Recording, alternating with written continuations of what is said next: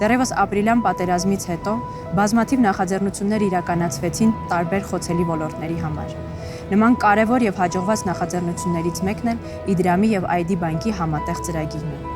Մի դրամի ուժը։ Երկու ընկերությունները հավատարիմ մնալով այն ապացուցված սկզբունքին, որ մեծ գործերը սկսում են փոքր քայլերից, որոշում կայացրեցին իրենց հարթակներում իրականացված յուրաքանչյուր վճարումից 1 դրամ ուղղել նախաձեռնությանը։ Նախագծի շրջանակներում վերնշված երկու ընկերություններն իրենց հաճախորդների հետ համատեղ արդեն իսկ հասցրել են աջակցել 1000+ հիմնադրամին, Հայրենիքի պաշտպան վերականգնողական կենտրոնին, Վահե Մելիքսեցյան հիմնադրամին, ինչպես նաև այլ կարևոր նախաձեռնությունների, այդ թվում նաև այս ֆիլմին։ Մի դրամի ուժը այս պահին էլ ունի նախագծեր, եւ մեզանից յուրաքանչյուրը կարող է միանալ այս նախաձեռնությանը, դառնալ բարի կամքի դեսպան առանց 1 դրամ անգամ ծախսելու։ Պատերազմից անցել է, կարևոր չէ թե ինչքան ժամանակ է անցել պատերազմից։ Մենք ապրում ենք երկու զուգահեռ իրականություններում։ Մեկում այն չի էլ եղել, մյուսում դեռ շարունակվում է։ Եվ այնտեղ, որ պատերազմը դեռ շարունակվում է, ապրում են մարդիկ, ովքեր ամենաշատն են կորցրել, ամենաթանկն են կորցրել։ Այս ֆիլմը հենց նրանց մասին է, ովքեր շարունակում են կռիվ տալ, ապրել, գործել, փոխել։ Այս ֆիլմը նրանց համար է, ովքեր կամ հանձնվելու եզրին են, կամ կարծում են, թե անմասն են մնացել պատերազմից։ Այս ֆիլմը ապրել կարողանալու մասին է։ Ապրել կարողանալու այն ժամանակ, երբ ապրելը թվում է անհնար ու անիմաստ։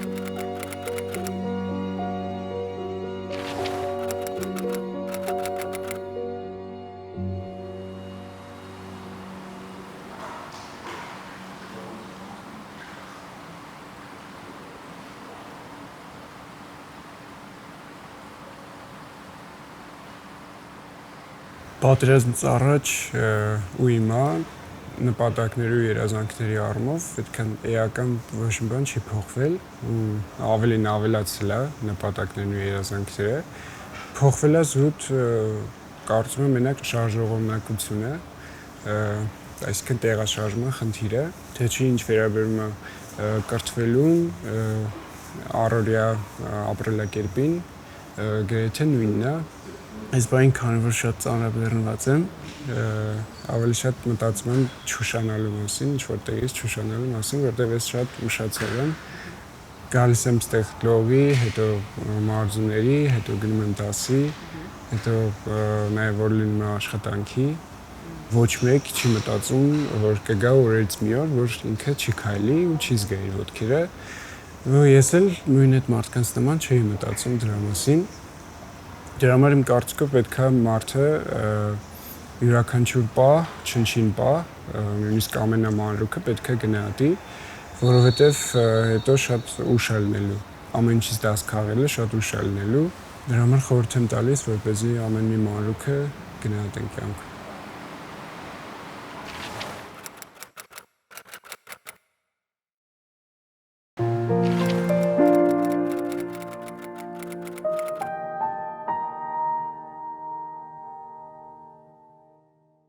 Անընդհատ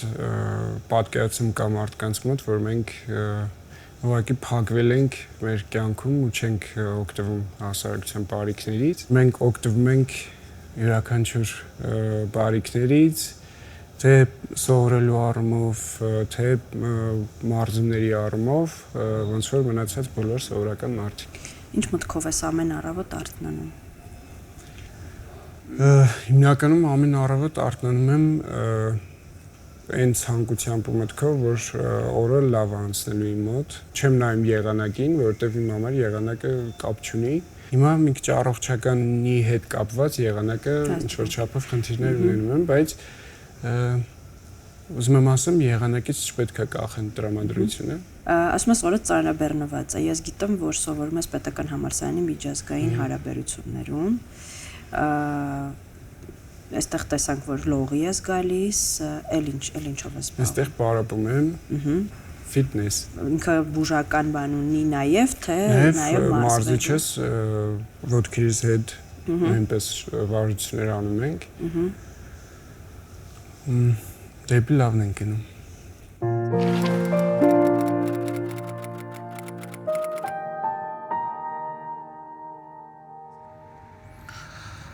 Նման դեպքերում, երբ որ կա հաշմանդամություն, երբ որ կա առողջական լուրջ խնդիրներ, իհարկե անձի կարիքները երիտասարդներն էլ բացառություն չեն, բավականաչափ կանխատեսելի են։ Խոսքը վերաբերվում է առաջին հերթին իհարկե հույսի կարիքին։ Եվ այս կարիքը ամենամեծն է, հույս կապված նրա հետ, որ սա կարող է անցնել, որ սա մի օր կվերականգնվի, որ ամեն ինչ կլինի հնի պես։ Իհարկե սա նաև ամենադժվար մասն է, քանի որ ցավոք սրտի հաճախ հույսը բավարար հիմքեր չունի եւ երբեմն այս այն դեպքն է, երբ որ հոգեբանները հույսի մասին խոսում են շատ երկակի, այսինքն մի կողմից հույսը պետք է որպես անձին մոտիվացնող որոշակի ներհոգեկան ապրում, մյուս կողմից հույսը շատ ավելի կուրացնում է եւ հաճախ երկարաձգում է ընդունումը բացասական իրականության։ Որպես այլ կարիք շատ կարևոր պետք է նշել իհարկե սոցիալական միջավայրում ինտեգրման կամ ավելի ճիշտ չառանձնացման կարիքը, որը չափազանց սենզիտիվ եւ շատ նուրբ գործընթաց է, մանավանդ մեր հասարակությունում, որտեղ որ մենք շատ զգայուն չենք նման, ուրեմն խնդիրներին, հաշմանդամության կամ այլ տեսակի առողջության խնդիրներին, որոնք ակներև են, եւ այստեղ հաճախ մենք ունենում ենք շատ բացասական իրավիճակ, որը որ կարանք կոչենք խարանավորում,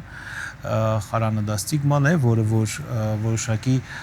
բացասական կամ խղճահարություն բերող ինչ որ վերաբերմունքի հենքի վրա է ստեղծվում եւ հաճախ տղաները, ովքեր որ ունենում են, եւ ոչ միայն տղաները, ցանկացած անձ, ովքեր ունենում են նմանատիպ հաշմանդամություն կամ այլ խնդիր, իրենք կարող են ինքնախարանավորվել, այսինքն իրենք իրենց առանձնացնել հասարակությունից եւ ունենալ այդ պիտակը իրենց վրա, որ այսուհետ իմ հետ մի բան այն չի, որ ես էականորեն տարբերվում եմ, որ ես զիջում եմ իմ հնարավորություններով եւ սպասելիքներ արդարացնելու ընդունակությամբ, միջավայրային սոցիալական սպասելիքներ, միջև անգամ շատ ավելի անձնային կոմպոնենտների հետ կապված հիասթափություն, ընտանիք կազմել, ծնող դառնալ, ապագա ունենալ, ապրել բարեկեցիկ կյանքով։ Բարեձեզ։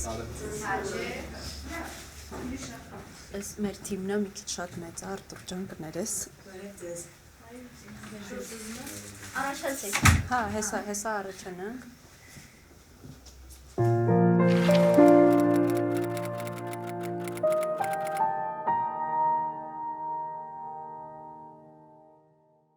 Ճիշտն ասած, կորուստս մեծ էր, երբ որ ընկերը զոհվեց, ճիշտ է, շատ ընկերներ եմ կորցրել, բայց որը որ կարող եմ անձնավորել Յուրին է։ Իմ ընկերներ, միասին ծառայում էինք, միասին ապրում էինք, միասին հաց էինք ուտում, ամեն ինչ միասին էինք կիսում։ Կյանքը sense կարելի ասած 180 աստիճանով փոխվեց, երբ որ ես հունվարի 28-ին ծանոթացա կնոջս հետ։ Սոցցանցի միջոցով։ Ճիշտն ասած չէի հավատում նման պատահականություն կարելի ասել, թե ինչև է։ Երբ որ տեսա, որ ասում սիրտդ կանչեց, հասկացար, որ քոնն է, եւ ամուսնացանք։ Հետո անցավ 1-2 ամիս եւ իմացա, որ կինս հղի է։ Ճիշտ է, էական չի տղա թե աղջիկ, առողջ երեխա կարևոր է, բայց տղա ուզում էի մի նպատակի համար, որ անունը դնեի Յուրի։ Չգիտեմ, սրտից ցանկությունն ա եղել այդ, շատ եմ ուզել։ Հիմա ասում եմ կարա լինի 5 աղջիկ, կարա լինի, էական չի ինչ կլինի։ Կարևորը նպատակս կատարվեց։ Ծնվեց երեխաս։ Հիմա արդեն մտածում եմ երբ եմ տուն գալու, որ երեխայից գրկեմ։ Աշխատանքի եմ տեղավորվել արդեն, սիրված աշխատանք։ Բանկում ես աշխատում։ Այո, բանկում եմ աշխատում։ Բանկ կարելի է չասել աշխատանք, կարելի է ասել օրվա մեծ մասը տնտեղ ես անցկացնում ու շատ հաճելի միջավայր։ Սիրով ես, այսինքն։ Հա, անպայման։ Եթե աշխատանքը սիրով չգնաս, էլ իմաստը որն է աշխատելու։ Գնում եմ ու օրվա մեծ մասը տնտեղ անցնում։ Ինչ մտքով ես առավոտները արթնանում առասարակ։ Ճիշտ ասած արթնանում եմ ու աչքերս հենց բացում եմ, իձև որ ասում եմ հավատը չի գալիս, հələ որ դու աչքերդ բացում ես ու արթնանում ես, էլի։ Դեռ այն տպավորություններն է, որ պետք է չլներ, էլի սենց ասած դու, որտեվ իմ դեպքը նես դեպք է եղել, որ վարքյանների տարբերությամբ կարա զուտ չլինեի։ ու նույնիսկ կարող են չգտնեն ինձ, զուտ էտի։ Ինչ դեպքեր, այսինքն Երբ որ ինչ կարող ա ես վիրավորվեցի, իմ ընկերոջը խփեցին, զոհվեց Յուրին, իսկ ինձ ու Հայկին վիրավորվեցինք։ Հայկը ասում է կենաց մահու կռիվ տված իմ ընկերն է, ճիշտ է, քիչ ժամանակ եմ ճանաչել, շատ քիչ։ Երևի 3 օր բանակում։ Եկել էր իմ տեղը, իրանք պայմանագրային էին եկել։ Հայկը, երբ որ մենք վիրավորվեցինք, այդ պահը, այդ կյանքներ, որ ոչ մի բանի հետ չես փոխի։ Որ Հայկի հետ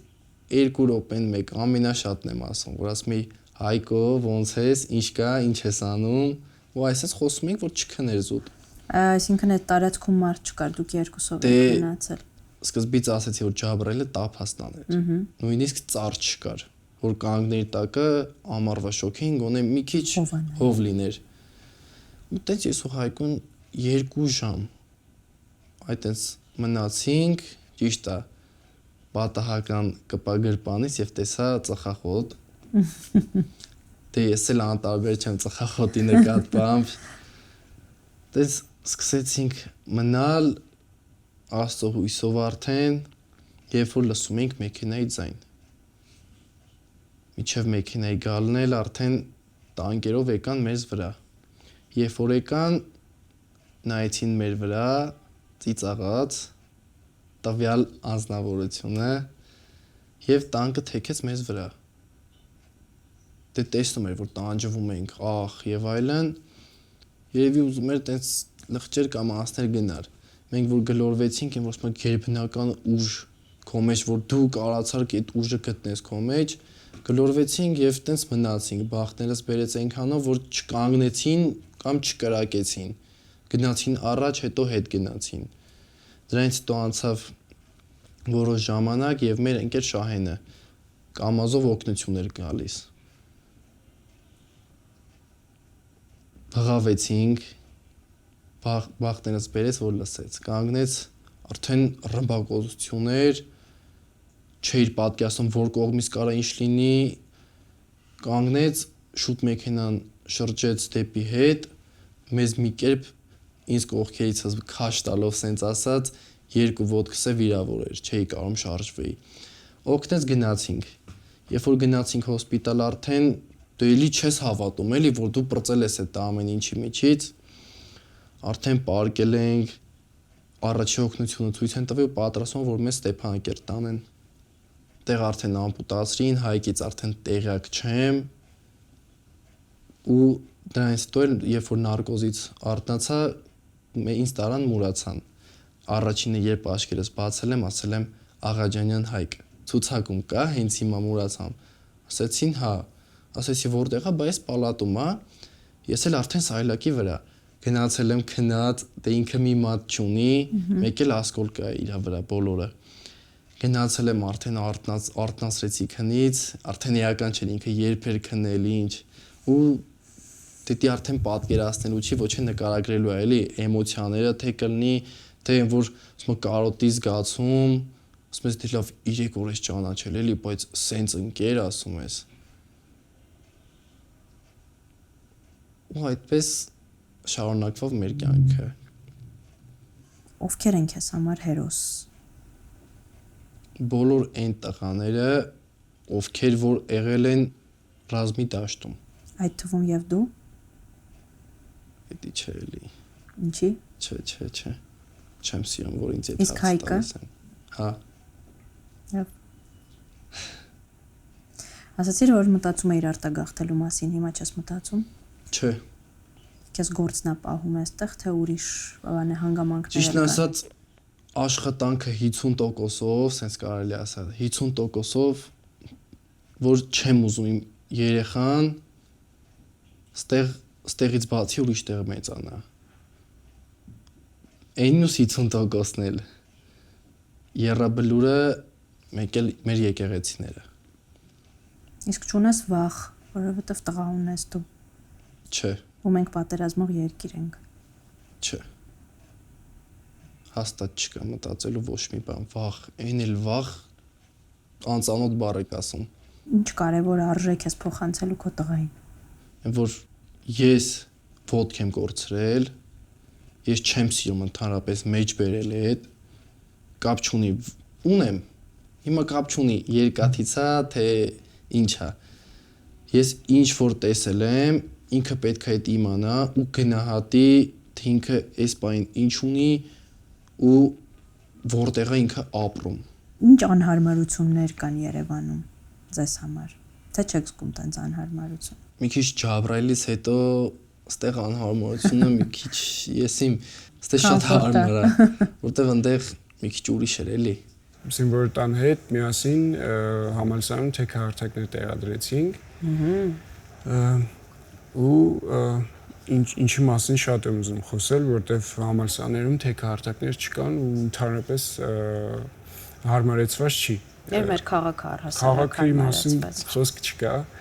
ու այդ գալիս է նաև մարդկանց մտածելակերպից, որտեղ էլ որ կա, օրինակ թեքահարթակ կա, թեքահարթակի անմիջապես դիմաց մեքենա կա կանգնած։ Մեզ անդադ ասում են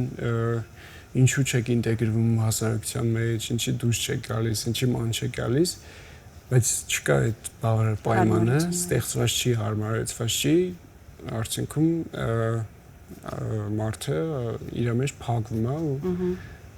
տրանսպորտի տեղաշարժման խնդիրը, որտեղ ես տաքսիներով եմ գնում գալիս։ Սկզբնական շրջանում մի քիչ շատ բարդ էր ինձ համար, որովհետև շատ են լինում, որ մերժում են տաքսիստները։ Ինչի։ Ու բաժանաբանում որ մեքենան կեղտոտվի կամ Ինչից, անվասայլակից։ Հետո ես կամաց հասկացա, որ այդ մարդկանց մենք չենք կարող փոխենք ու ես որոշեցի որ ինչքան ես իմ մեջ պահեմ սխալ է դրա մասին բարձրաձայնեցի ու մեծ աղմուկ առաջացավ ու դրանից հետո Ինչ որ բան փոխվեց ինչ որ բան լրիվ լիարժեք չի փոխվել բայց ուզում եմ ասեմ դրա հետ մեկտեղ շատ լավ տաքսիստներ էլ կան որ նույնիսկ գումար չեն վերցնում նույնիսկ իջնում օգնում են շատ լավերն էլ կան ընթացքում քաջալերում են, ասում են ամեն ինչ լավ կլինի։ Այդ շատ լավ է։ Ես այն տեսակներից եմ, այն մարդկանցից եմ, որ մարդիկ կան ասում են ինձ համար կապ չունի, որ ասեն լավ կլինի կամ վատ կլինի։ Ես օրինակ սիրում եմ, որ ինձ անդադ մոտիվացնում են, քաջալերում են, հա, ասում են, որ լավ կլինի, ամեն ինչ լավ է քո մոտ։ Ես դրանից ավելի շատ եմ մոտիվացում, քան մարդիկ կան, որ ասում են պետք չի ինձ մի ասա։ Հա Ձեզ պետք է այդ։ Հա, ինձ պետք է։ Մենք էլ դեռ ադապտացված չենք այս իրականությանը ու այսքան շատ մարդիկ մեր քաղաքում, հա, փայտով, անվասայլակով երբեք երևի չենք տեսել ու սովոր չենք, չգիտենք ոնց վերաբերվենք, իրոք չգիտես ոնց անես, որ հանկարծ չխղճաս, հա, որտեղ դա էլ է շատ կարևոր, չխղճալ մարդուն, այո։ Ինչն է քեզ ամենաշատը վիրավորում ես վերաբերմունքի մեջ։ Որպես այդպեսին վիրավորանք չի, ինչքան անսովոր է այդ ամեն ինչ ինձ համար, որովհետև ես մի անգամ գրել էի, ասում եմ մենք Մարսից չենք, մեր բաշխը կապույտ չի, այսինքն այն հայացքով են մեզ նայում, ոնց որ մենք ալմրական լինենք, այդ զուտ այդ բանը մի քիչ հաճելի չի։ Ես բարձրապես խորհուրդ եմ տալիս կամ չնայեն կամ նայելով ժպտան ուղղակի։ Բոլորս առանց բացառության շատ դժվար պահեր ունենում ենք կյանքում ու ամեն մեկը երևի տարիքի հետ դա էլ է գալիս սովորում ես ինչ-որ ձև քեզ հանել այդ վիճակի միջից այդ ամենադժվար պահերին ինչն է քեզ փրկում Եթե հոգևոր առումով նայենք ինձ շատ օգնում է Աստված որովհետև ես իմ ու Աստծո կապը շատ մեծ է երբ ես վիրավորվեցի Այդ ժամանակ մի պահ ես կտրվեցի իրականությունից ու իմ ընկերները պատմում են, որ ես լիարժեք մահացած վիճակում եմ եղել։ Իրանք սկսել են աղոթել այդ ընթացքում ու երբ աղոթել են, ես իմ աչքերը բացել եմ ու մի բան էլ ասեմ, իրականում ես չէի հասկանում ոնց է այդ ամեն ինչը լինում, երբ ես վիրավորվել էի ու ես ընդհանրապես չէի կարողանում խոսել Ես ինքնաբերաբար աղոթում էի այդ բանին։ Երևի հենց դա ինձ օգնեց հետ գալ կյանք ու հիմա իմ ու Աստծո կապը ավելի շատ է։ Եթե մարդկային առումով ասենք, ընտանիքս շատ է օգնում այդ հարցում, որ մանավանդ քույրս շատ է օգնում այդ հարցում։ Մի անգամից ջղայնանում է վրաս, որ ես մի պահ sense թուլանում եմ կամ մտածում եմ, ասում եմ հալա մինչև երբ կամ sense նախադասություններ եմ ասում, մի անգամից ջղայնանում եմ, ես շատ մի անգամից փոխվում եմ, նորից նույն սերանն եմ դառնում, ոնց որ պայքարող տեսակը նորից վերադառնում է։ Ուզում եմ ասեմ, եթե կյանքում կա այդպիսի մի մարդ, քո կյանքում, որ քեզ միշտ կարա ճահիճից դուրս հանի, այդ մարդկանց պետք է շատ ամուր պահես ու երբեք բաց թողնես։ Ընտանիքները առաջին հերթին ունեն անելիք եւ միջավայրը առաջնային ընկերներ, բարեկամներ, այստեղ իրականում չկա մեկ դեղատոմս, ամեն ինչ շատ կախված է տվյալ անհատի առանձնահատկություններից։ Կարող ենք ասել, ինչ ծայրահեղություններ չի կարելի իրականացնել իհարկե, կամ մոտենալ ծայրահեղական, առաջին հերթին խղճահարություն։ Սա առաջին մարդկային ռեակցիան է, որ առաջ է գալիս, երբ որ հանդիպում ենք հաշմանդամ մարդու որոշակի մարմնի սխեմայի փոփոխությամբ մարդու։ Եվ կարա թվա, որ նույնիսկ սա ինչ որտեղ առաքինի զգացողություն է, որոշակի դրական վերաբերմունքի ցուցիչ է, եւ գուցե այո, գիտակցության մակարդակում այդպես էլ կա, բայց խոշոր իմաստով երբ պետք է հասկանանք, թե դա ինչա բերում որպես պատասխան արձագանք։ Որպես պատասխան արձագանք սովորաբար անձինք զգում են իրենց շատ ավելի նվաստացված, քան մենք կուզենայինք, որ նրանք իրենց զգան, քանի որ այդ խղճահարություն առաջացնող դեմքի արտահայտությունը կամ խղճահարություն ցույց տվող դեմքի րարտահայտությունը, որոշակի գործողություններ նրա փոխարեն անելու մեր անհակ կարիքն ու ցանկությունը օգնելու, դիմացը բացելու, փորձելու րոպե առաջ, վայրկյան առաջ կռահել նրա պահանջմունքը եւ իրականացնել, ինչ որ իմաստով ստիպում է մարդուն զգալ իրեն ոչ միայն ֆիզիկապես հաշմանդամ, այլ նաեւ հոգեբանորեն, իսկ սա արդեն ուղղակիորեն խոչընդոտում է իր ինտեգրացիային ու ռեաբիլիտացիային։ Հետևաբար խղճահարությունը որպես գլխավոր վերաբերմունք իհարկե պետք է աշխատել բացառել, քանի որ խոշոր իմաստով ինչ է տեղի ունեցել, անձը ունի որոշակի ֆիզիկական, ուրեմն տարածության մեջ մոբիլության խնդիր, ընդհանրեն այսքանը։ Այսինքն խոսքը վերաբերում է մոբիլությանը, ինչը խոշոր իմաստով քանակական ցուցանիշ է, ոչ որակական, բայց հասարակությունը եւ մտերիմները հաճախ սկսում են դրա տակ տեսնել շատ ավելի որակական փոփոխություններ եւ ավելին, նույնիսկ փոփոխություններ չտեսնել, այլ կանխատեսել որակապես ավելի քիչ, ուրեմն բավարարող կյանք ապագայում եւ այդ արդեն ապագայի պրոյեկցիան մարդու վրա տարածել։ Եվ ստացվում է, որ անձը ոչ միայն հիմա խնդիր ունի, այլ խնդիր ունենալու ու ինքը չի կարողանալու վայելել կյանքը խեղճ մարդ։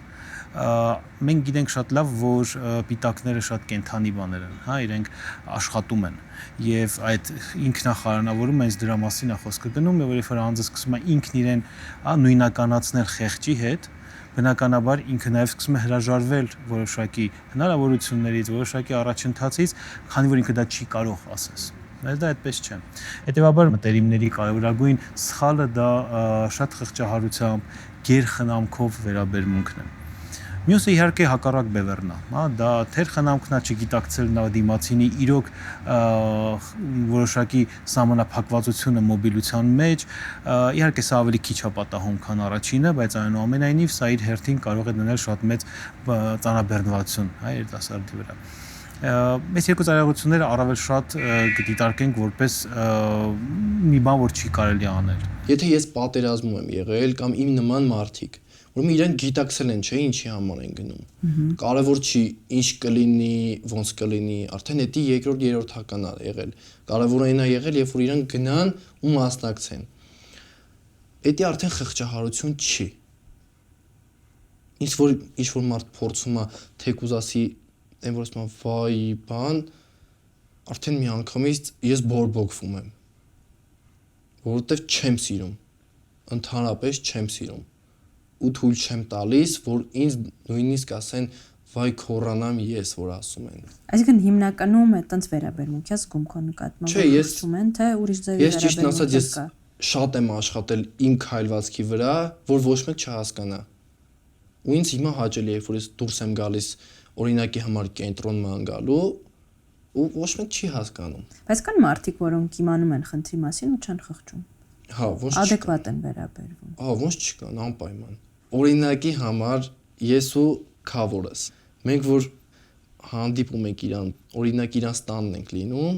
մեր համար էական չի, օրինակ ես պրոթեզով եմ, թե ինչով։ Ես կարողա իրանց բակի մոտ իշնեմ աստիճաններով, ասի ոնց ես իշնում, ոսմոսկի ես չեմ կարող այդպես իշնեմ։ Ու այդ ինձ հաճելի է, դա արդեն խղճահարություն չի։ Եղել է այլ որ նույնիսկ ես եմ իմ ոտի հետ հանակ եմ անում։ Երկու ոտը դնում եմ մի կոշիկի մեջ։ Ու նմանատիպ ինչ-որ մի բան։ Ճիշտ է, ես զգում եմ իմ ոտքի թաթը։ Դեռ այն որ ասում ուղեղը թելը չի համակերպել դրան, դե ներվեր կա եւ այլն։ Ես զգում եմ։ Պահի տակ շատ անտանելի ցավեր եմ ունենում, բայց մեկը կապ չունի։ Ասում եմ հիմա ես կարողանում եմ օրինակ շարժեմ իմ ոտքի թաթը ոնց որ էս։ Բայց չի երևում։ Կարևոր չի։ Իհարկե կարևոր չի։ Կարևորը ոնց է դուք ձեզ զգում եք ամենակարևորը։ Ես հեսա պատրաստվում եմ տղայից ֆուտբոլ խաղամ արդեն։ Անցած անգամ լողի ժամանակ հանդերձանում մի մարդ մոտեցավ, ինքը առաջին Արցախյան պատերազմի մասնակից էր ու իր թևն էր։ Ինձ ասեց տղես դու զինվոր ես եղել։ Ասեցի հա, ասեց չմտածես լավ կլինի, ասեց ես առաջ էլ փակված էի, հետո որոշեցի որ պետք է ես էլ կյանք մտնեմ, ապրեմ, ասեց շատ ուրախացա որ տեսա որ դու եկել ես լողի, ապրում ես, շարունակում ես ապրել, ասեց քեզ մի բան կասեմ, ամենակարևոր բանը որ այս պահին դու կարաս անես, այդ որ ձեռքեր ունես ու կարաս մարդուն գրկես, ասեց դրանից լավ բան չկա ու իրոք ես այդ պահին փշակավեցի, ոչ մի բան չկարեցա ասեմ, ու ինքը այդքան բան ասեց, խփեց ուսիս ու գնաց, շատ տպավորվա այդ պահից, ու իրոք շատ ճիշտ է, որովհետև այդ հասարակ գրկելու զգացողությունը այդ ամենակարևոր բաներից է։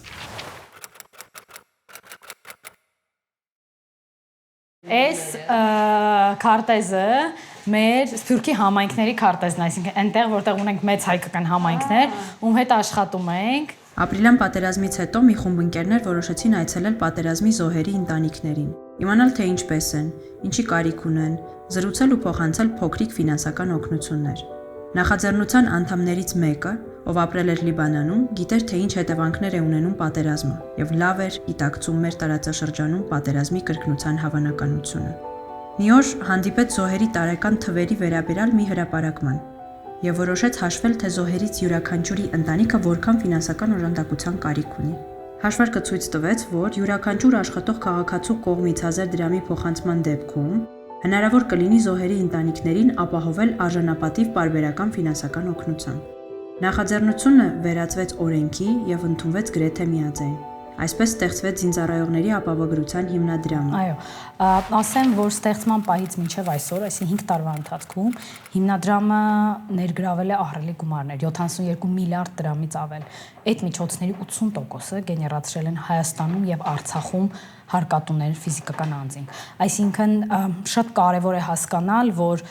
այն ազգը, որ այսօր ապրում է այս դժվար տարածաշրջանում, պարտադիր վճար է կատարում, իր երեխային, իր ամուսնուին հորը ուղարկում է սահման, նաև կատարում են մեր նվիրաբերությունների մեծ մասը։ Այդ մեր համար կարծում եմ շատ կարևոր գիտակցություն է, այսինքն չկա ինչ-որ արտաքին ֆինանսական ուժ, չկա միջազգային կազմակերպություն, չկա այլ պետություն, չկա գրանտ, կա հայ ազգը, հայ ժողովուրդը, որը համախմբվել է մի շատ կարևոր ազգային նախագծի շուրջ ու որոշել է, որ ինքը այսուհետ իր զինվորը եւ նրա ընտանիքին չի թողելու չքավորության մեջ եւ դա անում ենք մենք բոլորս։ Հետաքրքիր է, վերցնենք օրինակ 3 աշխատավարձ ու փորձենք հասկանալ ամենացածր աշխատավարձ ստացողը, միջին եւ բարձր աշխատավարձ ստացողը ինչպիսի օգուտ է բերում տարիների ընթացքում, ընդդրանք 20 տարվա կտրվածքով։ Ենթադրենք ես ստանում եմ 200,000, օրինակ ասենք, հա, ցածրից։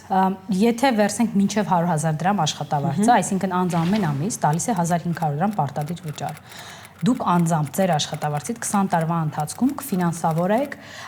մեկ զոհվածին ծառայողի ընտանիքին 2 ամսվա հատուցում։ Եթե վերցնենք 200,000 դրամ աշխատավարձը, որը միջին է այսօր կարծում եմ Հայաստանում, ապա 200,000 դրամ աշխատավարձ ստացողը ամսական 5,500 դրամ պարտադիր վճար կտա։ Պատկերացրեք, որ 7 ամիս շարունակ ինչ որ մեկի ընտանիքը վստահ է, որ իր գլխին կա կտուր եւ իր երեխայի դիմաց կա սնունդ։ Եթե 1 միլիոն դրամից ավել է, ապա պարտադիր վճարը 15,000 դրամ է ամեն ամիս։ Այդ դեպքում 1.5 տարվա հատուցման վճար կարող եք դուք անձամբ միայն ձեր գրպանից տված պարտադիր վճարով ապահովել հատուցում։ 1000 դրամ էինք վճարում առաջ բոլորս ու օրենքը ես հիշում եմ փոխվեց այնպես, որ ինձ ուրախացրեց։ Ինչի, որովհետև ես հասկացա, որ ես այլևս 1000 դրամ չեմ վճարում, ես վճարում էի, չգիտեմ, 11000 դրամ թե ինչ որ մի բան։ Ու շատ հետաքրքիր է այդ էֆեկտը, որ Հայաստանում առաջին անգամ փոխվեց օրենք, որովհետև ես հիշում եմ, որ այս օրենքը ընդունվելու ժամանակ էլ շատ դեպատներ եղան, շատ մարդիկ դեմ էին, որ սա պարտադիր է, պետք չի եւ այլն, բայց տարիների ընթացքում հասկացանք, այսինքն պատերազմը ցույց տվեց, որ եթե մենք այդ 4 տարին չկուտակեինք, մենք այսօր այսքան ընտանիքի չէինք կարողանալու օգնել, հա։ Որևիցե արձագանք եղավ, ինչ որ լրատվամիջոցի կողմից կամ ինչ որ մարդկանց կողմից, որ բողոքեցին, որ այս ինչա, ինչի եք սենց բարձրացրել այս բաները։ Շատ հետաքրքիր էր այդ լռությունը։ Մեր համար դա վստահության եւ ազգային համերաշխության շատ կարեւոր նշան էր։ Երբ որ ընդունվում էր օրենքը 1000 դրամ էր, որը միջին վիճակագրական հայաստանցու կամ արցախցու համար շատ մեծ գումար չի ամսական, կար բողոքի ալիք, քանի որ մարդիկ առաջինը չէին վստահում, որ համակարգը իրոք կհասնի զինվորի ընտանիքի եւ նաեւ չէին գիտակցում դրա անհրաժեշտությունը, այսինքն կար երկարատև խաղաղության ժամանակաշրջան առաջին Արցախյան պատերազմից հետո եւ մարդիկ չէին գիտակցում, որ տարածաշրջանը ցավոք շատ անկայուն է։ Պատերազմից հետո որևէ քննարկում չեղավ, այսինքն միջինում 3 անգամ բարձրացվել են պարտադիր վճարները, մարդկա ում համար 15 անգամ է աճել, այսինքն 1000 դրամի փոխարեն հիմա ինքը ամեն ամիս վճարում է 15000 որևիցե բացասական արձագանք չի եղել։ Բացի դրանից մեր նվիրաբերությունները Հայաստանից շարունակվում են։ Այս մարդիկ ոչ միայն պարտադիր վճար են տալի, այլև իր լրում են դրան ամեն ամիս իրենց գրպանից տալիս են պարտադիր նվիրաբերություն, իրենց ընկերության կապիտալից տալիս են նվիրաբերություն։ Բայց ես գիտեմ, որ հիմնադրամը ապրիլյան պատերազմից հետո, երբ որ սկսեց, հա, գործունեությունը հավաքագրեց գումարները, ու գումարները, քանի որ բավարար էին, սկսեցինք հետ գնալ ու ապրիլյան պատերազմից առաջ էլ, հա, սկսեց հատուցել ու մինչև 2008 թվական հասանք։ Այսինքն ստացվում է, որ այս խաղաղության պայմաններում մեկը զոհեր լինում էին ու ստացվեց, որ 2008 թվականից մինչև 2020 թվական, մինչև հա պատերազմը էս մեծ, մենք էլի ունեինք զոհերի թիվ 2008 թվականից մինչև 2020 թվականի սեպտեմբերի 26-ը մենք ունենք 417 դեպք։ Շատ կարևոր է հասկանալ, որ մեր տարածաշրջանում միշտ կա լարվածություն եւ միշտ կա սահմանապահ միջադեպեր, ականապատված դաշտեր, դիպուկահարի վիրավորում, երբևէ հայ զինվորը, որ կանգնած է սահմանին, ապահովագրված չէ մարտական գործողության կամ իր հերթապահության ընթացքում իր կյանքին կամ առողջությանը վնասից։ Մենք դա շատ լավ պետք է հասկանանք, որպեսզի հասկանանք, որ նույնիսկ երկարատև խաղաղության ժամանակաշրջանի դեպքում, որը մեր շատ մեծ ցանկությունն է, մենք միշտ պետք է զինվորին ասենք, որ երբ դու բարձրանում ես դիրք, քո թիկունքը պահած է, քո ընտանիքը, քո երեխաները, քո ծերացող ծնողները, իրենք ազգի հոգացության ներքո են։ Կարծում եմ մեր ազգը պատրաստ է պայքարել, բայց միևնույն ժամանակ պետք է վստահ լինի, որ իրենից հետո իր ընտանիքը սոցիալական ծանր իրավիճակում չի հայտնվի։ Պատմությունը ցույց տվեց, որ եթե առաջի 4 տարին հիմնադրամը ռեզերվ չկուտակեր, մենք նոյեմբերին դեռևս պատերազմը չավարտված չենք կարողանա հատուցում անել եւ այս պահի դրությամբ մենք պատերազմի ընթացքում եւ պատերազմից հետո բոլոր մեզ դիմաց դեպքերին հատուցում տրամադրել ենք։ Պատերազմից հետո էլ այս խաղաղության պայմաններում, հա, մենք մեկը ունենք 100-ից ավել դեպքեր։ Այո, մենք ունենք սահմանային էսկալացիաներ, որի արդյունքում մենք ունենք 100-ից ավել դեպքեր։ Հիմնական մտավախությունը մարդկանց, որ չեն ուզում, օրինակ, նվիրաբերություն անել, բան, ինչից է գալիս, ինչի չեն ուզում, ինչից են վախենում։ Կարծում եմ պատկերը Հայաստան եւ Սփյուռքում շատ տարբեր է։ Հայաստանում վստահության պակաս Զինծառայողների ապահովության հիմնադրամի նկատմամբ չկա։ Մարդկանց մեծամասնությունը որևէ կասկածություն է, որ հիմնադրամի տրամադրված գումարը միանշանակ հասնում է զինծառայողների։ Սփյուռքում պատկերը օբյեկտիվորեն այլ է։ Հայաստանում ստեղծված կազմակերպությունների նկատմամբ ընդհանուր առմամբ կա անվստահության մթնոլորտ։ ցավալիորեն դա ունի օբյեկտիվ խորը պատմական ուրեմն պատճառներ։ Մեր պատմության ընթացքում շատ են եղել դեպքեր, երբ դրամահավաքի արդյունքում ստացված միջոցները ոչ նպատակային են օգտագործվել եւ մարդիկ դա չեն մոռանում եւ դժվար են ներում։ Շատ դժվար է այդ վրաստահությունը վերականգնել։ Երկրորդը կարծում եմ, որ մենք որպես ազգ վերջին մի քանի 100 տարվա մեջ հաջողության շատ պատմություններ չենք ունեցել։ Մենք պարզապես չենք հավատում եւ սովոր չենք, որ մենք ազգովի կարող ենք ինչ-որ հարց լուծել եւ կարող ենք լավ լուծել, հիմնովին լուծել եւ հարատև լուծել։ Այսինքն այսօր հիմնադրամը կա, ինքը հարատև է, վաղը չի դադարելու, եթե մենք ունեցանք 5 տարի խաղաղություն եւ մենք մշտապես խոստացել ենք եւ մեր խոստումի տերն ենք, որ մենք մշտապես զինվորի կողքին ենք։ Այդ գիտակցությունը պետքա գա, կարծում եմ, ժամանակի հետ։ Վստահության մասով ավելացնեմ, որ մենք ունենք շահառու ում որդին զոհվել է ռազմիկ դաշտում ու դեռ պատերազմը չավարտված, տղան ռազմիկ դաշտ գնալուց առաջ խնայողություններ ա ունեցած եղել ու իր ծնողները որոշել են, որ այդ գումարը փոխանցեն զինծառայողների ապահովագրության հիմնադրամին, ասելով, որ իրենց տղան միշտ սիրել է լավ բաներ անել, մարդկությանը օգնել, բարի գործեր անել։ Մենք մեր օրինակի վրա տեսանք, որ հատուցումները իրականում կատարվում են ու իր խնայողությունները սիրով փոխանցում են մեզ։ Բայց տղան դեռ զոհված չէր։ Զոհված էր։ Արդեն զոհվել էր։ Բայց դեռ շահառու չէր։ Բայց դեռ շահառու չէր, բայց զոհվել է, այո։ Ես գիտեմ, որ շատ դեպքեր կան, որ դուք մարդկանց տալիս եք այդ հատուցումները, որոնք պետք է իրանք ստանան, բայց իրենք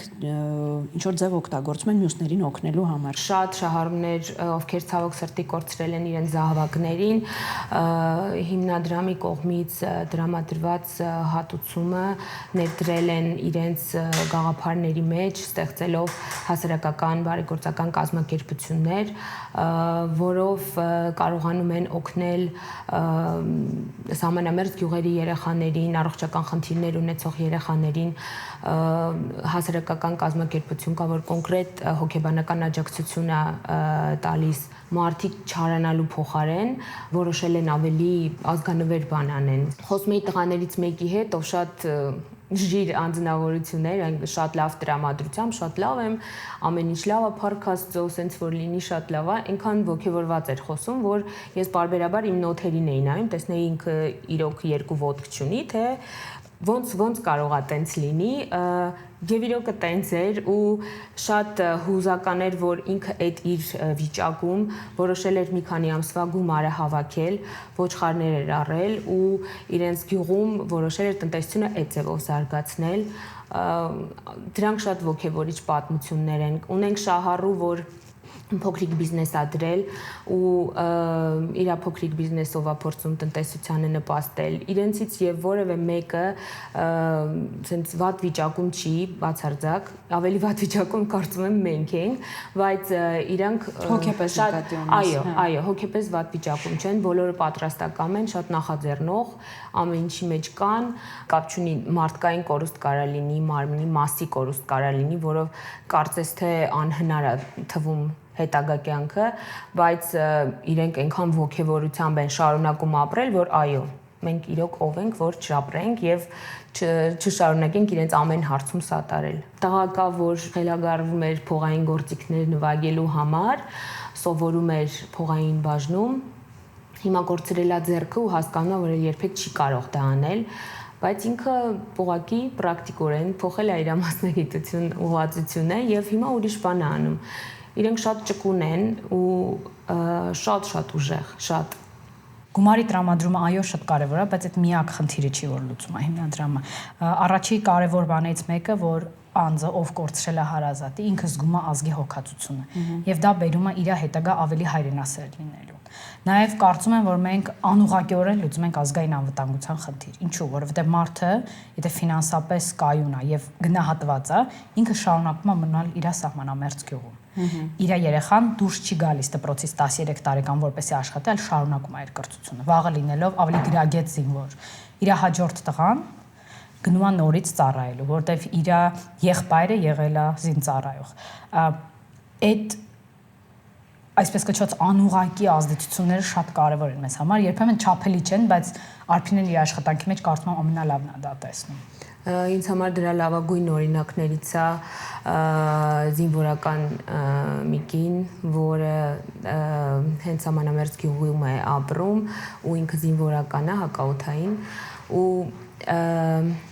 լինելով մանկավարժ մասնագիտությամբ ապրիլյան պատերազմից հետո պայմանագրային զինծառայող է դարձել ու ես որ իր հետ խոսում եի, ասում էր, որ Արքինե ջան, մենք պատերազմի ժամանակ կռվում էինք երեքով, ես եւ իմ երկու տղաները։ Ու ցավոք սրտի իր տղաներից մեկը չի վերադարձել 44-օրյա պատերազմից հետո, երբ որ հարցնում էի դժվար չի ձեզ այդ ամեն ինչից հետո նորից վերադառնալ շարք, ասեց, որ իր տղային խոստացել էր, որ երբ որ տղան զորացրվի, տեղերով կփոխվեն, ինքը կգնա տուն, տղան կգա իր փոխարեն։ Ու շատ տպավորիչ էր, որ ասեց, որ չի կարող հիմա, երբ որ իր տղան որ չի վերադարձել, ինքը չի կարող ուղղակի գնալ տուն, ինքը պետք է շարունակի ծառայել։ Ու տղայի ուղարկավորությունից 3 օր անց ինքը շարք է կանգնել ու շարունակել է ծառայել հայրենիքին։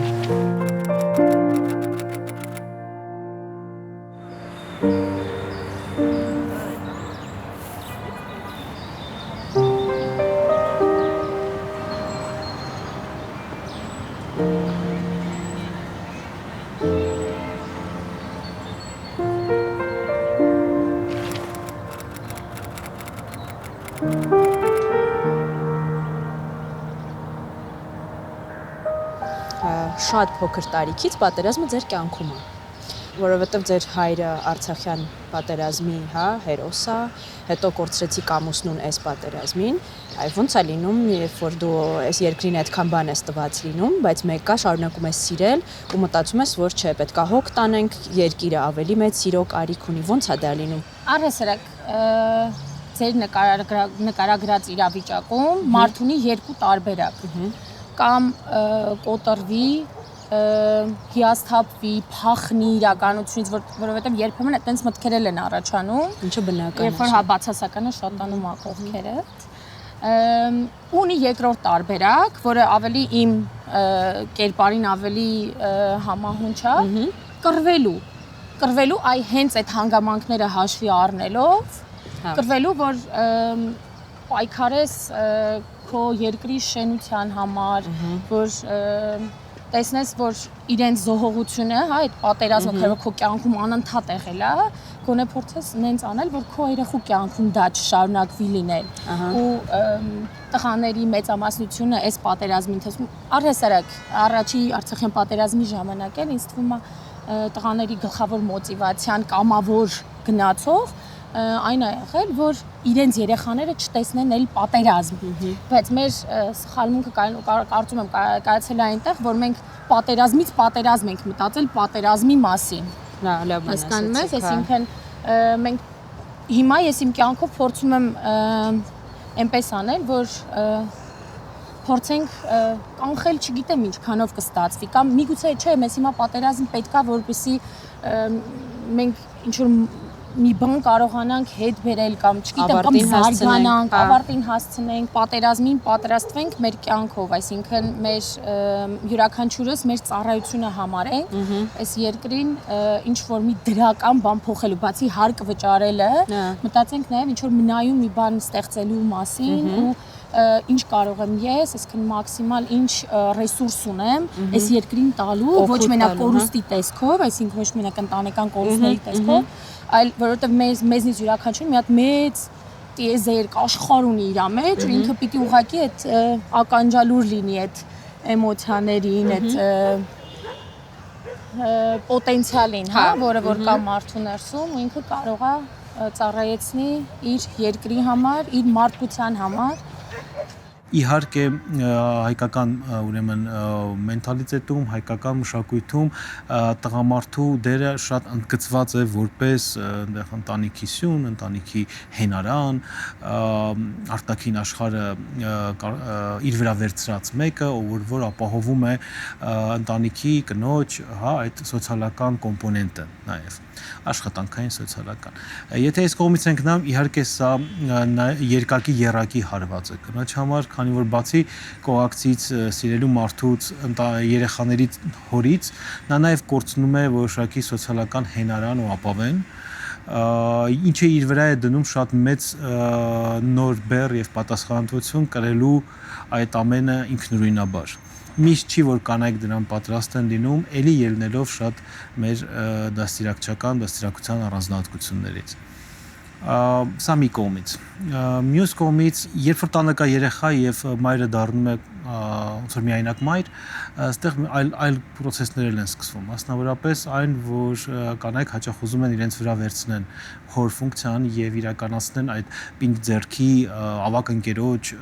խորհրդատուի հարց լուծողի ֆունկցիաները ինչը իհարկե բնականորեն շատ հասկանալի է այդ ցանկությունը բայց երբեմն սա ունենում է իր թաքնված այսպես ասած ստորջրյա քարերը հարցն անում է որ շատ փորձելով լինել լավ չասենք, բայց հոր փոխարինիչ հաճախ մայրերը սկսում են կորցնել մայրական ֆունկցիայի լիարժեք իրականացման հնարավորությունները դրան գումարենք իրենց վշտի ապրման հաճախ ոչ լիարժեք ուրեմն process-ը եւ հուզական առումով կարող են դառնալ ավելի հեռացած, ավելի քիչ զգայուն կամ փորձեն լինել քիչ զգայուն, որ երեխային չվնասեն ենթադրենք, ինչը որ իրականում հեչ այն չի ինչ որ պետք է երեխային որ տանում է հոր կորուստ եւ ստեղա որ կարեւոր է շատ որ կինը հստակ գիտակցիա որ ինքը երբեք հայր չի լինելու ու չի կարող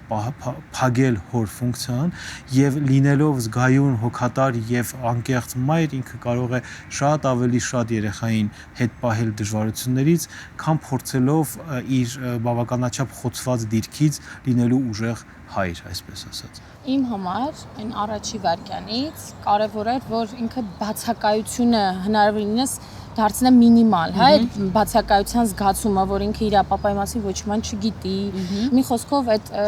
բացակայությունը փորձել հիշողություններ հիշեցնելու հետ կապված, լրացնել։ Երկրորդ կարևոր բանը չխաբելն էր, այսինքն ես տարբեր աղբյուրներից գիտեմ, որ խաբելու դեպքում հետևանքները ինչպիսին են լինում, բայց որևէ դրամատիկ հետևանք չեմ լսել, երբ որ ճիշտն են ասում ու այսինքն անշտկելի, հա, այսինքն երբ որ մարդուն խաբում են, մարդը անգամ միջև բավական հասուն տարի 20, 22, 25 կարող է ինչ-որ անընդհատ, ինչ-որ իրան տարբեր բաներ թվա, հա, որ իրան մի խոսքով տարբեր ինչ-որ տրավմա է այս։ Հա։ Դիմեցի այդ ժամանակ Հրաչուհի Առաքելյանի գտա իրեն, խորհրդով, հա, ընկերներից։ Դիմեցի իրեն, նկարագրեցի իրավիճակը, ասեցի, այսպես իրավիճակ է, եւ պատերազմի օրերին լսել էի նմանատիպ հարցազրույց մեկ այլ հոգեբանի կողմից, որ գոյություն ունի հեքիաթաթերապիա։ Այո։ Երեխաների հետ մահվան մասին խոսելու համար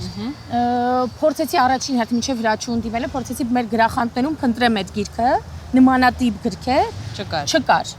եթե կար on-line հարթակներում կար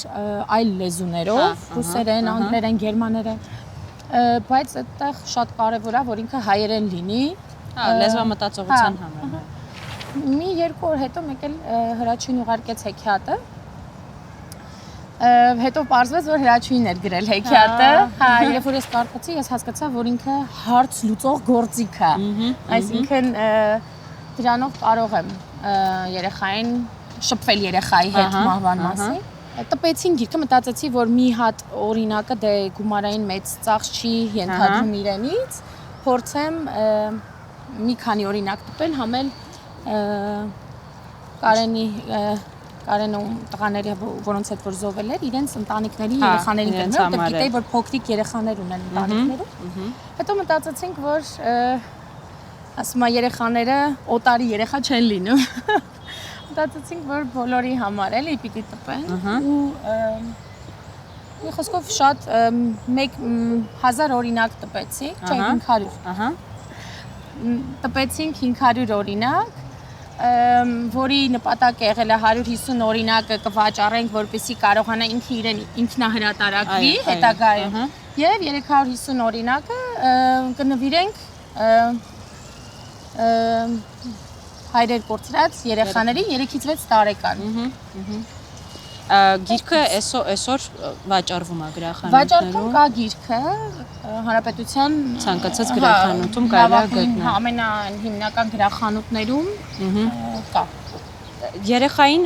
ասում եք, հա, կարողացաք ինչ որ ձև ասել, բացատրել, ձեզ համար ամենադժվար պահերին ոնց եք փրկություն գտնում, ինչ եք ինքներդ ձեզ ասում։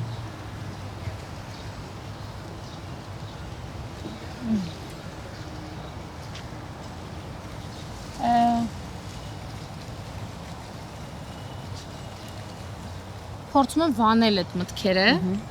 Եթե չի ստացվում, փորձում եմ խնդիրը բաժանել մասերի։ Կոնկրետ ինչից հետո էս առաջացավ, կոնկրետ ինչն է այս ընկճվածության պատճառը։ Եթե կարոտնա, փորձում ես զրուցել միգուցե, ինչ-որ պատասխաններ գտնել, ստանալ ու ստանում ես հիմնականում։ Ինձ մոտ այդպես է ստանում եմ հիմնականում։ Եթե զգայական մակարդակում չի խնդիրը առաջանում, փորձում ես ինչ-որ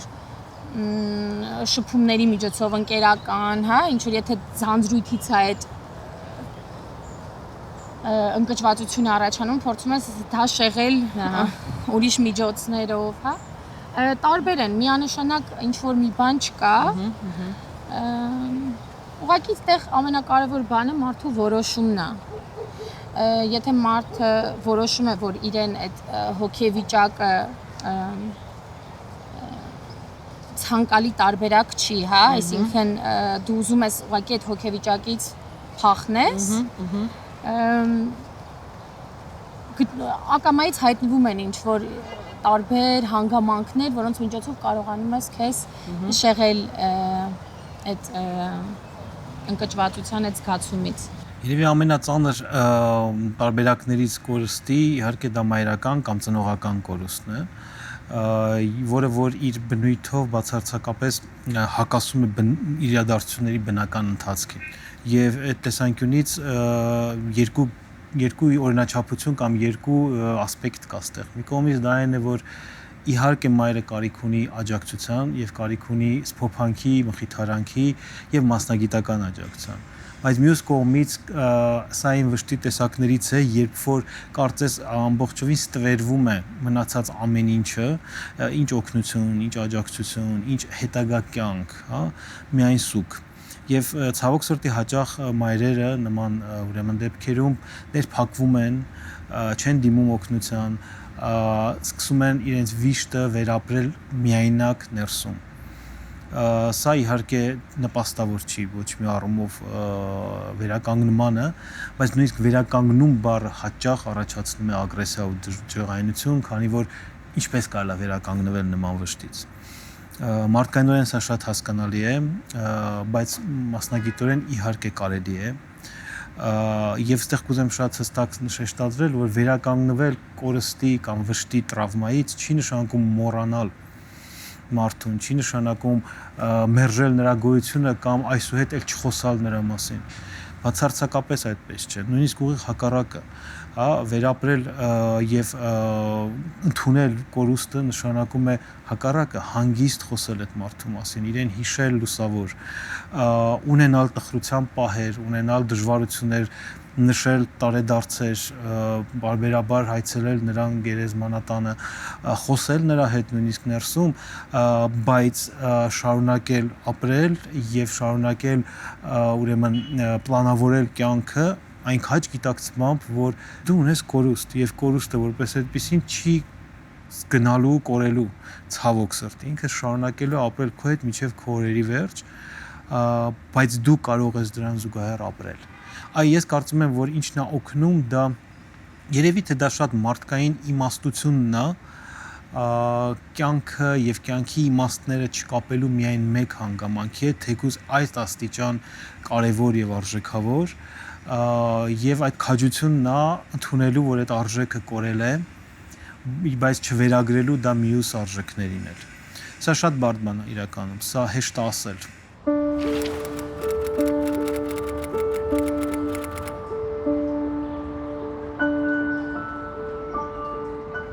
Կյանքը շարունակվում է շատ լայն հասկացություն է։ Այժմ մենք հոգեկան խռովքի մեջ ենք։ Սակայն քանի որ իմ տեսակով մի քիչ ավելի շատ մայր եմ,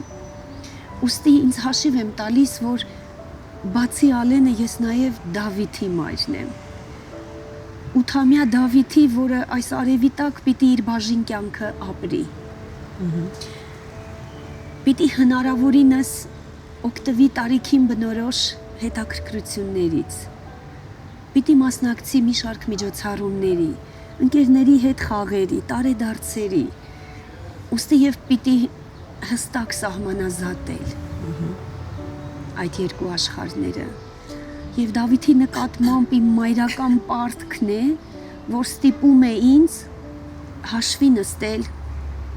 կենցաղի հետ։ Դավիթը պիտի կրթվի, պիտի ծիծաղի, պիտի խաղա,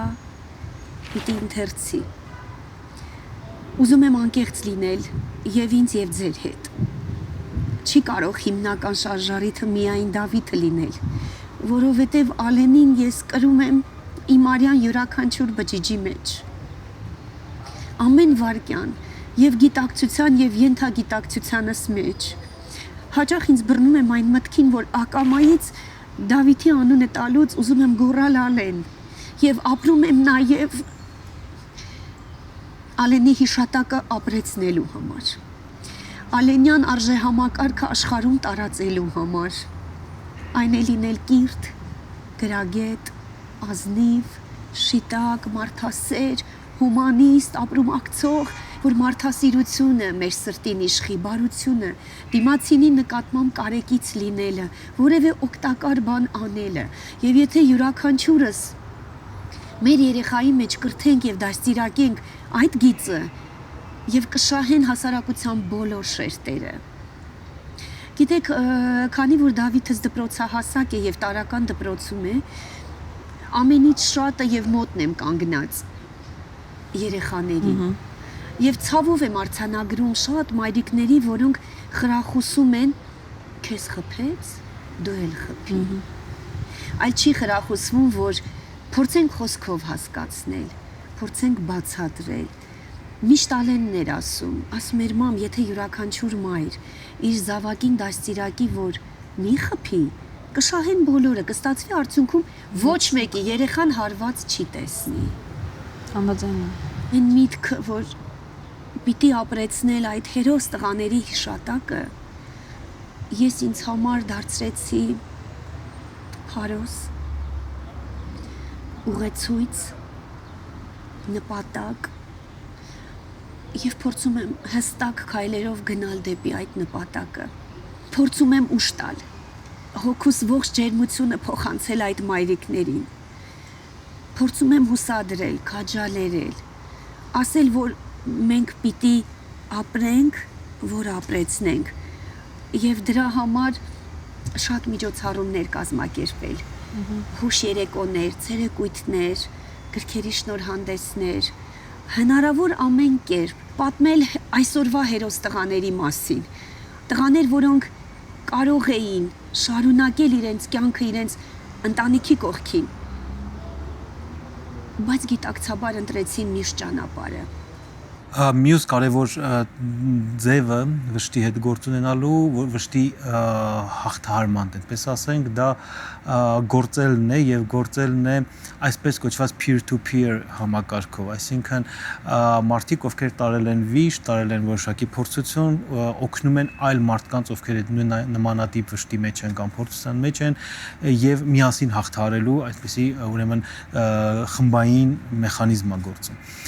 Իրականում սա բավականաչափ առողջ վերաբերմունք է եւ առողջ ռեակցիայի տեսակ է։ Այստեղ իհարկե պետք է շատ զգոն ու զգուշ լինել չընկնելու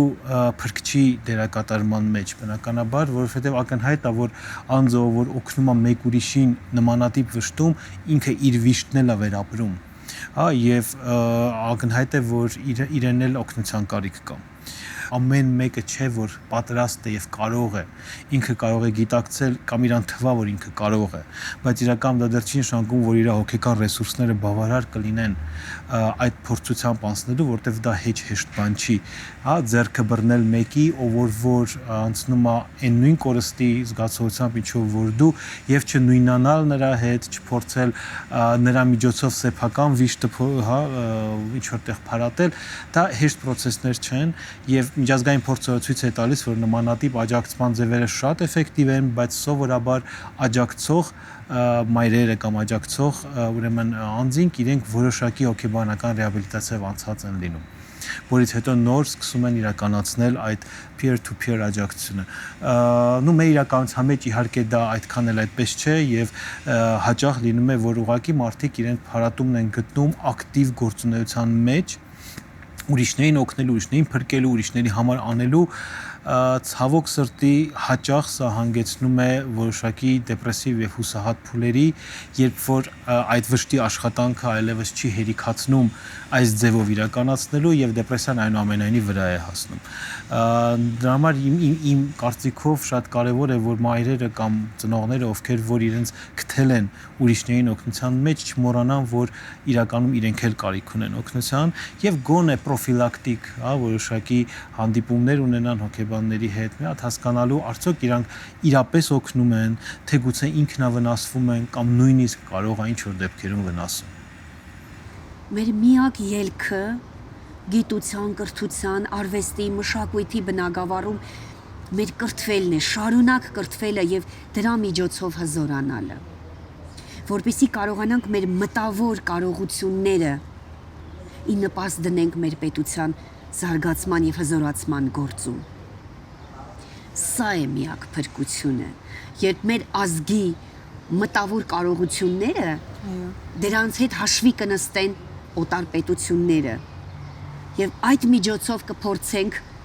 աշխարհին ասել, որ մենք հնագույն երկիր ենք, հնագույն պետություն ենք եւ մշակույթով ժողովուրդ ենք։ Հարկավոր է հնարավորինս մանյովրել, չգիտեմ հայերեն փոխարժեքը բարի, բայց ունենալ մի նպատակ, նպաստել ծնելիությանը եւ միջազգային դիվանագիտությունը իհարկե։ Յուրաքանչյուր ոլորտում գործին քաջատեղյակ մարդիկ պիտի ղեկավարեն։ Այստեղ է մեր փրկությունը։ Ուստի նախաձեռնեցի մի պրոյեկտ Ալեն Մարգարյանի անվան բարեգործական հասարակական կազմակերպությունը, որի միջոցով փորձում եմ այդ բարությունը տարածել։ Լինել այն շնորհալի տաղանդավոր խելացի բալիկների կողքին, ովքեր իրենց մեջ շնորհը կրում են, բայց ինչ-ինչ սոցիալական պայմանների պարագայում չեն կարողանում իրենց երազանքները իրականություն դարձնել։ Փորձում եմ աջակից լինել եւ հնարավորինս օգնել։ Դրանով իսկ նպաստել, որպիսի խելացի երեխաները ստանան համապատասխան կրթություն, որպիսի ֆինանսները չխոչընդոտեն վաղվա մեր խելացի քաղաքացու կրթվելուն։ Փորձում եմ տղայիս երազանքները իրականություն դարձնել եւ այդ ամենամեծ երազանքներ կրթահամալիրի հիմնումը։ Ամեն ինչ անում եմ, որ այն կյանքի կոչվի եւ Հայաստանի Հանրապետությունում լինի աշխարհի հետ մրցունակ, աշխարհի մասշտաբով մրցունակ կրթահամալիր, որտեղ հայ երիտասարդը կկարողանա գտնվելով ընտանիքի կողքին հարազատների միջավայրում ստանալ լավ կրթություն։ Բայց մի պայմանով, որ այդ կրթությունը պիտի ներդնի Հայաստան աշխարհի զարգացման եւ բարգավաճման գործում։ Ես առհասարակ գտնում եմ, որ Հայաստանում այս պահին ապրող յուրաքանչյուր հայ մարդ պիտի շատ սուր պատասխանատվության զգացում ունենա իր երկրի համար։ Հակառակ դեպքում իմ կողմից շատ հարգված մարդկանցից մեկն է միշտ ասում, թողեք գնացեք, մենք իմանանք 10 հոգով ենք, այս 10 հոգից 40-պատիկ ավել կանի, բայց կիմանա, որ վсё, մեր հույսով է, ու մենք կփորձենք շենացնել երկիրը։ Բայց երբ որ այդ քանակի տեսանկյունից շատը մնում է, դու ակամայից ինչ որ խապկանքի մեջ ես ընկնում, որ փաստորեն մենք 1000-ն ենք, 1000-ս էլ կարող ենք լայնամասշտաբ ինչ որ ազդեցություն ունենալ երկրի զարգացման վրա,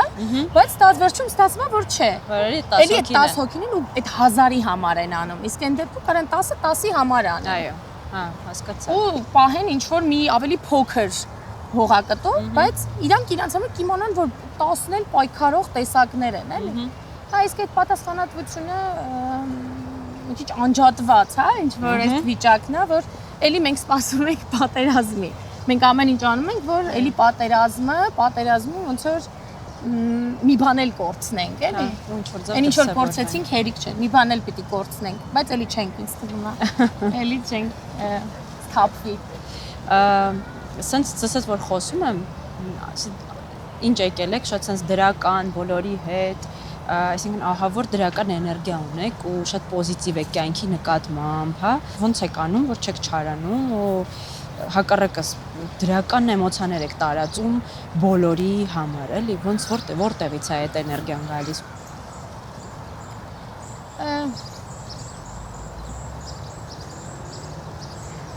Բարդ հարցեր են իրենց խոսքերով պատասխանելու համար իրականում, որովհետև դու կարող ես զգաս այդ էներգիան քո ներսից, բայց չկարողանաս իրան բառերի մեջ ամփոփել։ Ամենապարզ բանը, ես սկսում եմ իմ ընտանիքից, ես ոնց կուզեմ, որ իմ երեխան իր մայրիկին տեսնի։ Ոնց կուզեմ իմ ամուսինը իր կնոջը տեսնի։ Ոնց կուզեմ իմ մաման իր դստերը տեսնի, հա։ Այսինքն որ հիմա ես ձեր հետ դնեմ ամեն հարցից հետո լացեմ եւ ընկճվեմ ու սկսեմ իմ վշտի մասին խոսել, դա ձեզ պետք չի, ոչ մեկին դա պետք չի, ոչ մեկին հակառակը պիտի ուժ ցույց տաս ու դրանով ոնց որ պարտավորեցնես քո կողքիններին, որ այ տեսեք, այս իրավիճակում ես ուժեղ եմ, դուք եք պարտավոր ավելի ուրիշ իրավիճակում ավելի առավել մեծ ուժ ցուցաբերել ու կարծում եմ մեզ էդ էլ է պակասում ուժ ցույց տալը, հա, ներքին ուժը, որովհետև այս պահին մենք կարծում եմ ինչ որ մարդիկ կան, որ այդ ամեն իրավիճակ փոխում են իրանց կողքը, բայց հիմնական հասարակությունը ինքը մի տեսակ թուլացած է իմ կարծիքով, հա, այդ ներքին ուժի պահով է երևի։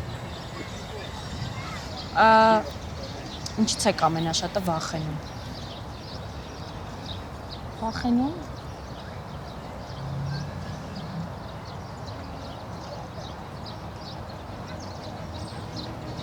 Ոչ մի բանից երևի թե։ Առաջ ես ճիշտն ասած մահից էի վախենում։ Իրոք կար միշտ մտածում եմ ես ինչից եմ վախենում, մեռնելուց էի վախենում, բայց հետո որ ապրեցի հիմա քույրս շատ կատակներ է անում, որ ինչ որ մի հատ դժվար իրավիճակում ենք հայտնվում, ասում է դու մի մտածիր, դու մեկը սաղ ես մնալու։ Այդ մահից վախենալու պահը լրիվ վերացել է ինձ մոտ։ Հիմա ավելի շատ վախենում եմ երևի ինձ հոգեհարազատ մարդուն կորցնելուց։ Ուրիշ ոչ մի բանից երևի չունեմ վախ։ Միակ վախը հիմա որ կա, դա վախն է, որպեսզի առողջությունս բավականացնի ծրագրերի իրագործման հարցում եւ կարողանամ ուրախանալ Դավիթի հաջողություններով։ Վախենալը մի քիչ հարաբերական ասված, այս պահին մենակ տղայիս համար։ Ուրիշ ոչ մի բան։ Նույնիսկ իմ կյանքի համար ես չեմ վախենում։ Ինչի մասին եք երազում։ Մենակ այս պահին, որ տղաս մեզանա ապահով երկրում, ճիշտ է, չես կարա 100% վստահ լինես, բայց փորձում ես քեզ հույս տալ, որ կմեծանա լավ երկրում ու չի տեսնի այն, որ ես ու իմ ընկերները տեսանք։ Հաստատ փորձելու եմ ամեն ինչ անեմ, որ իմ տղան ինպես չմեծանա։ Ինքը գոնե սովորի։ Հասկացա։ Այս բանին ամենաշատը երազում եմ իմ ու մարդկանց խաղաղության մասին։ Երկրի խաղաղության մասին, թե ներքին խաղաղություն։ Թե ներքին խաղաղություն, թե երկրի, որտեղ եթե ներքինը խաղաղ չի, երկիրը խաղաղ չի կարող լինի։ Եթե մարդը չար մարդ է, իր միտքը չար է, երկիրը ինչքան ուզում է խաղաղ լինի։ Թեկուզ եթե երկրում պատերազմ չի, կռիվ չի, ներսում խաղաղ չլինի։ Իսկ մեզ պետք է որ երկու զուգահեռներն էլ խաղաղ լինեն։ Ես երազում եմ ինքնիշխան, ուժեղ, պետություն ունենալու մասին, գիտակից հասարակություն ունենալու մասին։ Այս պահին Հայաստանին, այսինքն հայրենիքին, երկրին, ոչ թե ժողովրդին, Հայաստանին ինչ կասեք։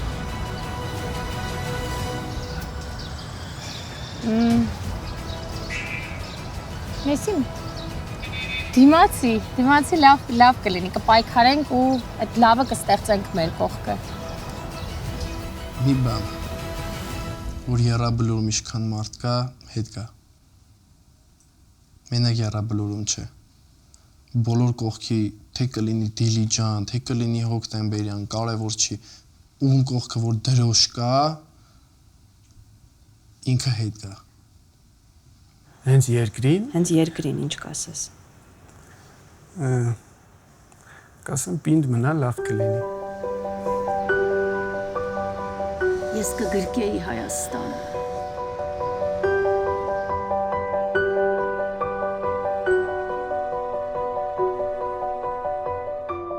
Արթնանալ, գործել, ապրել, ստեղծել, արարել։ Եթե նրանք կարող են, ապա կարող ենք բոլորս։ Բոլորս պարտավոր ենք։ Անելիք կգտնվի յուրաքանչյուրիս համար։